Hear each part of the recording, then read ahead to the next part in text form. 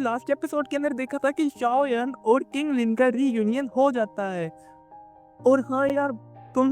बेशक 3-4 सब्सक्राइबर भी है ना, कोई मसले वाली बात नहीं है यार, लेकिन बात यह है कि वीडियो आने में देर इसलिए हो गया क्योंकि जो कॉपीराइट का ना इशू हो जाता है, तो इसलिए मुझे वीडियो को री एडिट करना पड़ा, तो इस वजह से देर हो गई। लेकिन तुम लोगों को आगे से ना ऐसे नहीं होगा। तो अब शुरू करते हैं एपिसोड को। तो इस एपिसोड की शुरुआत में जो शाओ यान होता है वो किंग लिन को देखते हुए बोलते हैं, किंग लिन क्या तुम वाकई में हर किसी को अपने अंडर कंट्रोल में ले सकती हो? जिस पे जो हमारी किंग लिन उसको जवाब देती है कि हाँ, जब मेंबर जो होते हैं ना पाइथन क्लैन की मैच्योर हो जाते हैं तो उनके पास एक एबिलिटी होता है कि वो खुद का स्पेस को क्रिएट कर सकते हैं, और इससे ये होता है कि वो किसी को भी अपने अंडर कंट्रोल ले सकते हैं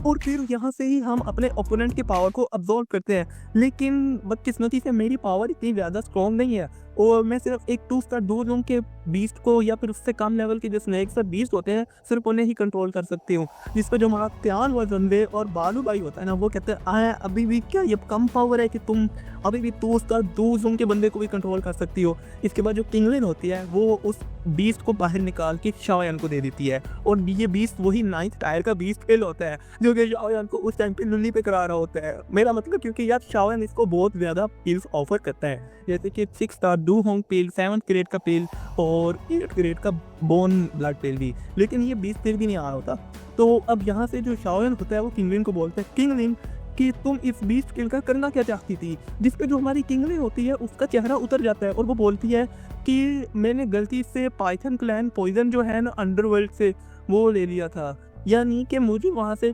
पाइथन क्लैन पॉइजन इसको किसी वजह से गलती से इसके बॉडी में आ गया, तो इसलिए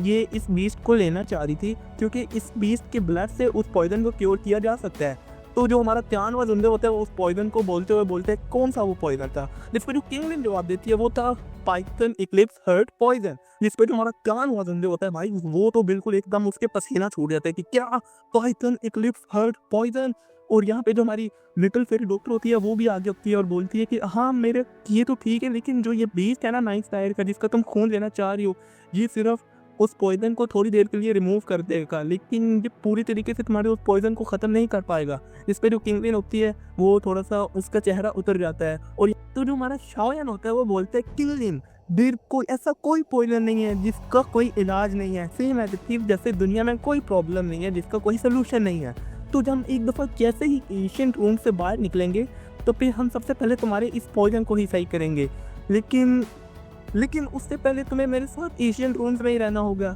जिस पे जो हमारी किंगलिन होती है वो शाओ यान को आंसर देती है, ठीक है शाओ यान मैं तुम्हारे साथ ही रहूँगी। इसके बाद जो शाओ यान होता है वो आगे बढ़ने लगता है और जो वो बीस्ट पिल होता है ना शाओ यान के हैंड में, वो भाग जाता है उतर के, क्योंकि वही वो एक बिल्ली की फॉर्म में होता है। तो वो भागता हुआ जो है वो जाके चला जाता है लिटिल फेरी डॉक्टर के पास। तो क्योंकि जो हमारा लिटिल फेरी डॉक्टर होती है उसकी होती है पॉइजन बॉडी, और ये बीस्ट पिल जो होता है ये वहीं पर अट्रैक्ट हो रहा होता है, तो इसलिए ये लिटिल फेरी डॉक्टर की गोद में जाके लेट जाता है। इसके बाद जो शाओ यान होता है वो कहता है कि भाई ये बिल बिना इसकी तो सेंस इतनी कमाल की है। इसके बाद जो हमारी लिटिल फेरी डॉक्टर होती है वो कहती है मेरे पास एक आइडिया है, और वो बीस्ट पिल के ऊपर कुछ अपने सील लगा देती है जिससे जो उसका ऑरा होता है वो सप्रेस हो जाता है। क्योंकि भाई जो 9th टायर का बीस्ट पिल होता है ना, ये किसी भी बड़े कल्टीवेटर का दिमाग खराब करने के लिए काफ़ी होता है, क्योंकि हर कोई यहाँ पे भाई पावर का भूखा है। और यहाँ पे जो हमारी लिटिल फेरी डॉक्टर होती है वो नहीं चाहती होती कि वो इस बीस्ट पिल के पीछे फिर हमारा किसी ग्रुप के साथ पंगा हो जाए। इसके बाद जो लिटिल फेरी डॉक्टर होती है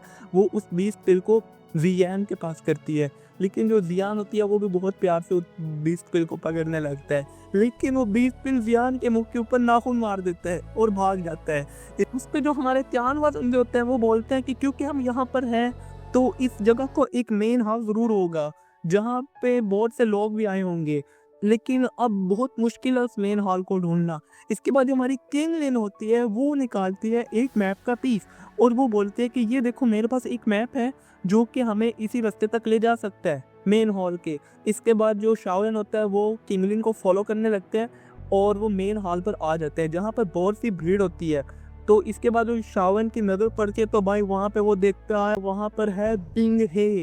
भाई ये तो आइस रिवर वैली का चीफ बिंग हे होता है जिसके पावर कल्टीवेशन है 4 स्टार 2 जुन, और साथ ही में उसको ली जुन भी नजर आते हैं जिनकी जो पावर कल्टीवेशन है वो थी 2 स्टार पीस 2 जुन। लेकिन अब हमारा शाओयन खुद भी भाई एक दोस्त बन चुका हुआ है, और साथ ही जो लीड उनके के वो 2 बीस्ट ट्राइब के बंदे होते हैं वो भी नजर आते हैं। इसके बाद वियान होती है, वो बोलती है कि लगता है कि अब हमें दोबारा अपने दोस्तों से मिलने का मौका मिले। यहाँ पे हमें फैंग किंगर भी दिखाई जाती है जो कि बोलती है कि शाओयन तुम, और यहाँ पे हमें हॉल के अंदर एक अजीब ही सीन दिखाया जाता है। यहाँ पे हमें लाइनों में पपेट्स खड़े हुए नजर आते हैं और उनके दरमियान में होती हैं स्क्रोज जिनके ऊपर लगी होती है एक सील, और वो सील उन्हें हवा में लेकर उड़ रही होती है। इस दिन को देखते हुए हमारा शाओयन बोलता है कि ये तो हेवनली टेक्निक्स हैं जो कि बहुत ज़्यादा इंपॉर्टेंट है, और यहीं पर उसकी नज़र पड़ती है एक दाओ शेंग स्केलेटन के ऊपर। तो जिसको देख के जो शाओयन होता है वो कहते हैं भाई मेरे लिए तो ये दाओ शेंग स्केलेटन बहुत ज़्यादा इंपॉर्टेंट है, क्योंकि जो मेरे लिए सबसे इंपॉर्टेंट काम है इस वक्त वो है मास्टर की बॉडी को रिफाइन करना,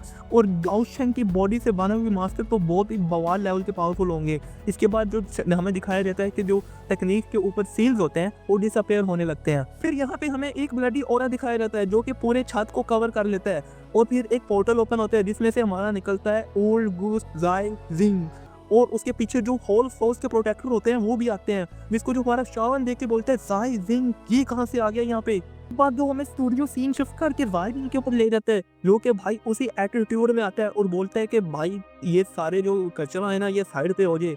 हॉल ऑफ सोल्स आ चुका है यहाँ पे, और हॉल ऑफ सोल्स इन सब चीज़ों को चाहता है। जिसके बाद जो हमारे वहाँ पे खड़े दूसरे होते हैं उनके पसीने छूटते लगते हैं, क्योंकि जो सेंट्रल प्लेन है उसमें जो हॉल ऑफ सोल का एक डर है वो एक अलग लेवल का ही है, और सेंट्रल प्लेन में कुछ ज़्यादा खास सेक्शंस भी नहीं है जो हॉल ऑफ सोल्स को टक्कर दे सके। ये हमारा सिर्फ एक फॉलिंग स्टार का विलियन है जो कि हॉल ऑफ सोल से मास्टर को छुड़ा के ले आया था, वो भी शाओयन की वजह से। लेकिन यहाँ पे हमें सारा क्रेडिट शाओयन को नहीं जाता, क्योंकि वहाँ पे और भी बहुत से शाओ मास्टर के दोस्त थे, लेकिन जो सेंट्रल प्लेन्स है उधर में वहाँ पे हर किसी की औकात नहीं है कि वो हॉल ऑफ सोल से पंगा ले सके। फिर यहाँ पे हमें दिखाया जाता है एक दो दुन जो कि कहते हैं कि भाई इस बंदे की एक बाजू कहाँ पे है, इसको किस बंदे ने हरा दिया, वो कितना पावरफुल होगा जिस बंदे ने इसकी बाजू तोड़ दी। यहाँ पे जो हमारा शाओयन होता है उसके भी पसीने छूटने लगते हैं और वो बोलता है कि इस ज़ाही सिंह अभी तक मेरे एंग्री बुद्धा लोटस से मरा ही नहीं है। यहाँ पे जो हमारे चांद हुआ धुंधे होते हैं वो भी दिखाए जाते हैं जो कि कहते हैं कि अब तो बहुत बड़ी मुसीबत होने वाली है। और यहाँ पे जो हमारा ज़ाई जिंग है उसकी नज़र शाओयन के ऊपर पड़ती है और वो बोलता है कि शाओयन तुम अभी भी जिंदा हो। जिसके बाद जो हमारा शाओयन होता है वो एक कूल स्टाइल में उसे जवाब देता है हाँ मैं कैसे मार सकता हूँ अगर तुम जिंदा हो। इसके बाद जो ज़ाई जिंग होता है वो फौरन ही शाओयन के ऊपर अपना अटैक कर देता है, लेकिन जो शाओयन होता है वो उसे रोक लेता है बहुत ही आसानी से। तो इसी दौरान जो हमारी किंगलिन होती है वो भाई फुल टेंशन में आ जाती है और वो ऊंचा सा बोलती है शाओयन। इसके बाद जो हमारी जियान होती है वो थोड़े से एटीट्यूड में आके बोलती है कि तुम टेंशन नहीं लो भाई, शाओयन को कुछ भी नहीं होने वाला। इसके बाद शाओयन होता है वो कहता है कि लास्ट टाइम जब मैं 9 स्टार 2 जोन पर था तो मैंने तब तुम्हारा बाजू तोड़ दिया था, तो अब मुझे तुमसे इतना ज़्यादा खास डरने की ज़रूरत नहीं है। इसके बाद वो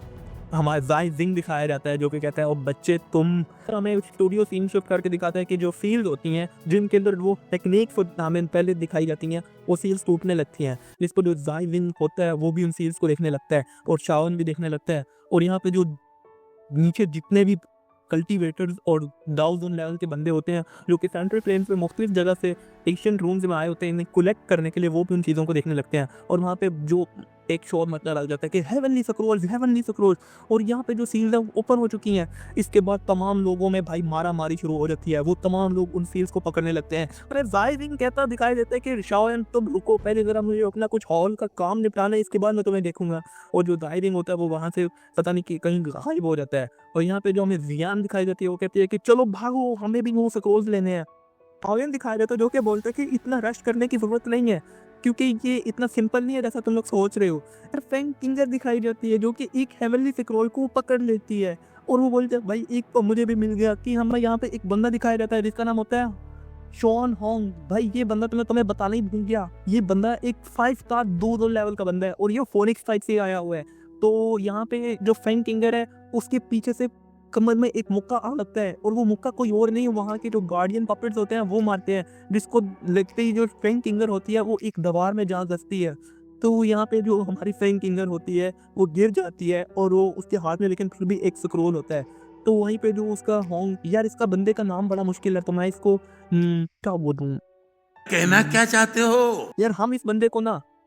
शोआन होंग ही बोल लेते हैं। इसके बाद जो वहाँ के पपेट्स होते हैं वो अपनी दुर्की को बाहर निकाल के उनके ऊपर अटैक करने लगते हैं कि वो बंदा जो 5 स्टार दूधन होता है वो फैंग किंगर को लेके वहाँ से भाग ही जाता है। इसके बाद हमें स्टूडियो सीन शिफ्ट करते हुए दिखाता है कि वहाँ पे जो है तमाम दूर लेवल के जितने भी बंदे स्क्रोल्स पकड़ रहे होते हैं उनका इन पपेट्स के साथ हो जाता है भेड़, यानी इन पपेट्स और उन बंदों के दरमियान में खतरनाक लड़ाई होने को मिल जाता है। तो जहाँ पे जो शाओयन होता है वो इस चीज़ को देखते हुए बोलता है कि बावले ये पपेट्स तो आराम से दूर लेवल के होंगे। यहाँ पे जो शाओयन होता है वो उसके भाई पसीने छूट रहे होते हैं, और यहाँ पे जो हमारे त्यान व जुंदे होते हैं जो कि इतने भाई पुराने पापी हैं वो भी बोलते हैं कि ये पपेट्स बिल्कुल भी ऑर्डिनरी नहीं है, और जिस तरह के ये हैं एशियन रिमेन्स में तो ये बहुत ही पावरफुल होने वाले हैं। यहाँ पे जो हमारा लीड बंदे होता है वो कहते हैं कि भाई ये पपेट्स इतने पावरफुल है कि ये अगले बंदे की सोल एनर्जी को अब्सॉर्ब करके खुद को पावरफुल बनाते हैं, और ये उतने ही पावरफुल बनते हैं जितना वो अगला ओपोनेंट होता है, लेकिन बस इनके पास ह्यूमन का दिमाग नहीं होता। हमें लिटिल फेरी डॉक्टर दिखाई जाती है जो कि बोलती है कि एटलीस्ट इन्होंने कम से कम 10 दूध को तो मारा ही होगा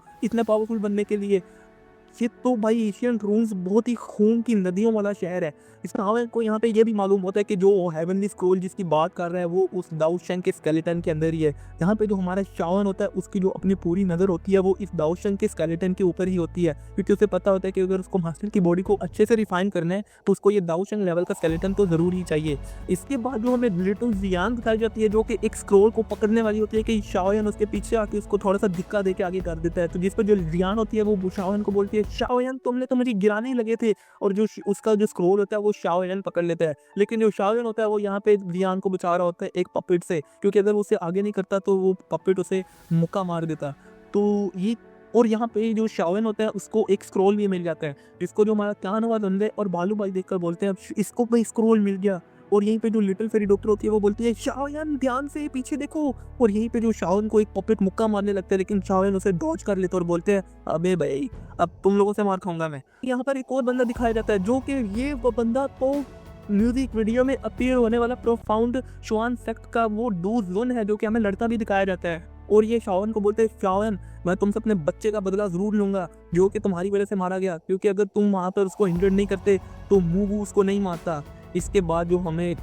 दिखाया जाता है कि शाओयन उसके अटैक को डॉज कर लेता है, और इसी दौरान वहाँ पर एक और भी दूरजोन आ जाता है जो कि शाओयन के ऊपर हमला करने लगता है। इतनी देर में जो शाओयन होता है वो स्काई डेमन पपेट को बाहर निकाल लेता है। तो भाई ये दूरजोन होता कौन है? अब इसका कमेंट्स में तुम मुझे नाम बता देना। और हाँ यार अगला वीडियो जल्दी ही आ जाएगा, यानी कल इस टाइम तक, अब कुछ इससे 2 घंटे बाद आ जाएगा। तो बाय बाय।